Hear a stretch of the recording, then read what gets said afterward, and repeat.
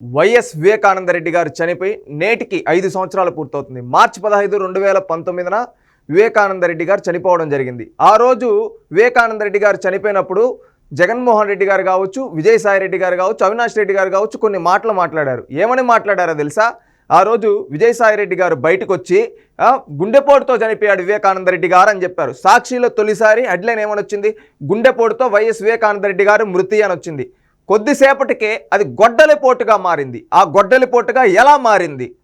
ఎవరు చేశారు ఆ గొడ్డలిపోటు అంటే? మళ్ళీ సాయంత్రం జగన్ వచ్చి ఏం చెప్పాడు? ఇది ఎట్ట జరిగిందో ఆ సన్నివేశం, అసలు అది గొడ్డలిపోటు అనేది బయట కూడా ఎవరికి తెలియదు. అంటే దేంతో చంపారు, అది గొడ్డలిపోటు అని జగన్మోహన్ రెడ్డి గారికి ఎలా తెలిసింది తొలిసారిగా? అప్పుడు ఆ రోజు బయటకు వచ్చి ఈ విధంగా మాట్లాడి పక్కన రోజే సాక్షిలో ఏంటి జగన్మోహన్ రెడ్డి గారు సాక్షి, వాళ్ళ భార్య భారతిరెడ్డి గారు డైరెక్టర్గా ఉన్న సాక్షిలో నారాసుర రక్త చరిత్ర, నారాసుర రక్త చరిత్ర అని హెడ్లైన్లు రాసి చంద్రబాబు నాయుడు చేతిలో ఇంత పెద్ద కత్తి పెట్టి ఇట్ట పెట్టి ఇవన్నీ పెట్టాడు. తీరా తేలింది ఏంటంటే ఈ రోజుకి 5 ఏళ్ళు అవుతూ ఉంది. అప్పుడు ఆ రోజు జగన్మోహన్ రెడ్డి గారు సిబిఐ ఎంక్వైరీ చేయాలి, మా బాబాయ్ని ఎవరు చంపారో తేల్చేయాలి, చంద్రబాబు నాయుడు చంపాడు, చంద్రబాబు నాయుడు హస్తం ఉందని చెప్పి పెద్ద పెద్ద అరుపులు అరిచాడు. నన్ను చంపాలనుకున్నారు, మా నాన్నని చంపేశారు, మా బాబాయ్ని చంపేశారు అని చెప్పి ఏడ్చాడు జగన్మోహన్ రెడ్డి గారు. ఆ రోజు ప్రజలందరూ నమ్మి ఓట్లు వేశారు జగన్మోహన్ రెడ్డి గారికి. ఎన్నికలైన తర్వాత తేలింది ఏంటంటే ఆ కేసు సిబిఐకి వద్దని జగన్మోహన్ రెడ్డి గారే చెప్పారు. ఆ తర్వాత ఆమె వాళ్ళ కూతురు వివేకానంద రెడ్డి గారి కూతురు సునీతారెడ్డి గారు పోరాడుతుంటే ఆమె పైన క్యారెక్టర్ అసాసినేషను, వాళ్ళ భర్త పైన దాడి, ఈ విధంగా వీళ్ళకి ఆఖరికి వివేకానంద రెడ్డి గారికి కూడా అక్రమ సంబంధాలు అంటగట్టిన వ్యక్తులు ఎవరు? జగన్మోహన్ రెడ్డి గారు. ఈరోజు వివేకానంద రెడ్డి గారి భార్య సౌభాగ్యమ్మ గారు కొన్ని మాటలు మాట్లాడుతూ ఉన్నారు. ఏం మాట్లాడుతూ ఉన్నారో చూద్దాం ఒక్కసారి.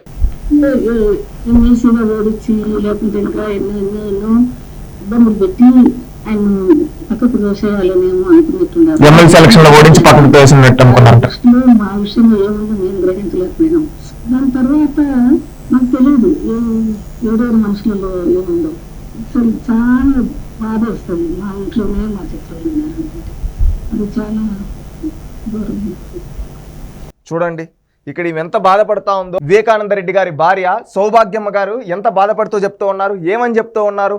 ఇక్కడ మా ఇంట్లోనే మా శత్రువులు ఉన్నారు, మేము గ్రహించలేకపోయాం, మా పైన వాళ్ళకి ఎందుకు ఆ ఉద్దేశం ఉందో తెలియదు, ఎందుకంటే ఎమ్మెల్సీ ఎన్నికల్లో కావాలనే ఓడించారు, ఆయన దూరం పెట్టాలనుకున్నారు, ఆ తర్వాత కావాలనే ఆయన్ని హతమార్చారు, ఆయన వాళ్ళకే పాపం చేయలేదు అని చెప్పి సౌభాగ్యమ్మ గారు బాధపడుతూ ఉన్నారు. ఒక్కటి ప్రజలందరూ గ్రహించాల్సింది ఏంటంటే జగన్మోహన్ రెడ్డి గారికి రాజకీయ భిక్ష పెట్టింది ఎవరో తెలుసా? వివేకానంద రెడ్డి గారు. 2004 నుంచి 2009 వరకు ఎంపీగా ఉండింది ఎవరో తెలుసా? కడపకి వివేకానంద రెడ్డి గారు. అంతకుముందు ఎంపీగా ఉండింది వివేకానంద రెడ్డి గారు. రాజశేఖర రెడ్డి గారు ఎమ్మెల్యేగా ఉండేటప్పుడు వివేకానంద రెడ్డి గారు ఎంపీగా చేశారు. అంటే వివేకానంద రెడ్డి గారు రాజీనామా చేస్తే ఆ తర్వాత ఆయన నా అన్న కొడుకు అని చెప్పి త్యాగం చేశాడు తన సీటుని. ఏంటి? జగన్మోహన్ రెడ్డి గారి కోసం. అలాగ 2009లో తొలిసారి ఎంపీ అయ్యాడు. వివేకానంద రెడ్డి గారు వేసిన భిక్షతో ఈ జగన్మోహన్ రెడ్డి. ఈరోజు ఈ జగన్మోహన్ రెడ్డి వివేకానంద రెడ్డినే చంపించేశాడంటే అర్థం చేసుకోండి ఎంత నీచుడో. ఇక్కడ జగన్మోహన్ రెడ్డి గారు కొన్ని మాటలు అంటారు. విలువలు, విశ్వసనీయత, కుటుంబం ఇవన్నీ బాగుండాలని. నీ కుటుంబంలో నీ చిన్నాన్నని చంపితేనే 5 ఏళ్లగా నేరస్తుని పట్టుకోలేక ఆ నేరస్తుని నువ్వే కాపాడుతూ దీంట్లో ఏమంటే ఈ పాత్ర వీళ్ళు చెప్పే సునీతారెడ్డి గారు, సౌభాగ్యమ్మ గారు వీళ్ళు చెప్పే దాంట్లో చూస్తే సొంత చిన్నాన్ని సాక్షాత్తు దాంట్లో చిన్నాన్ని చంపిన దాంట్లో జగన్మోహన్ రెడ్డి గారి పాత్ర, భారతిరెడ్డి గారి పాత్ర కూడా ఉండొచ్చు అని చెప్పి వాళ్ళు అనుమానం పడుతూ ఉన్నారు. అంటే అర్థం చేసుకోండి ఎంత నీచుడో.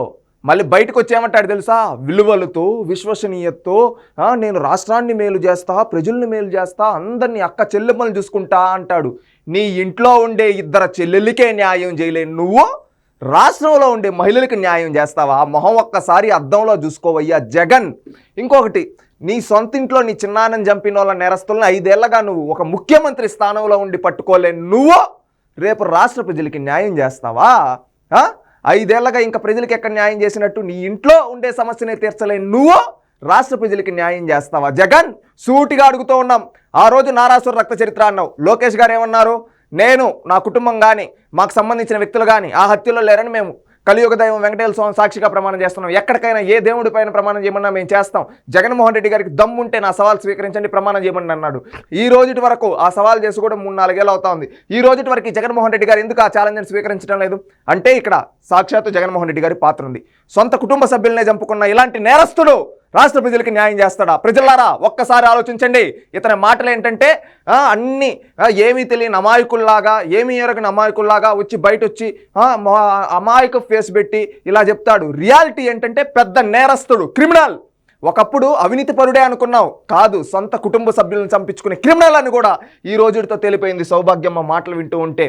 ఆంధ్రప్రదేశ్ రాష్ట్ర ప్రజలారా ఒక్కసారి ఆలోచిద్దాం. ఇలాంటి పాలకుడు మనకు అవసరమా? తన సొంత చిన్నాన్నని చంపిన వ్యక్తులనే 5 ఏళ్లుగా పట్టుకోలేని వ్యక్తి, తన సొంత చెల్లెలకే అక్రమ సంబంధాలు అంటగట్టే ఇలాంటి వ్యక్తి, తన సొంత కుటుంబ సభ్యుల్ని అడ్డొస్తే హతమార్చిన వ్యక్తి, తనకు రాజకీయ భిక్ష పెట్టిన సొంత చిన్నాన్నే వెన్నుపోటు కాదు గొడ్డలిపోటుతో చంపేసిన ఇలాంటి వ్యక్తి మనకు అవసరమా? ఆలోచించండి కడప ప్రజల్లారా. మీకు తెలుసు వివేకానంద రెడ్డి గారు ఎంత మంచి వ్యక్తో. ప్రతి ఒక్కరిని పులివెందల ప్రజల్లారా ఒక్కసారి ఆలోచించండి. ఆ రోజు రాజశేఖర్ రెడ్డి గారు రాష్ట్ర రాజకీయాల్లో ఉంటే పులివెందుల్లో అందరినీ కలుపుకొని పేరు పెట్టి పిలిచే వ్యక్తి వివేకానంద రెడ్డి గారు. అలాంటి ఒక్క చీమకు కూడా హాని చేయని వ్యక్తి, ప్రత్యర్థులను కూడా కలుపుకొని వెళ్ళిన వ్యక్తి.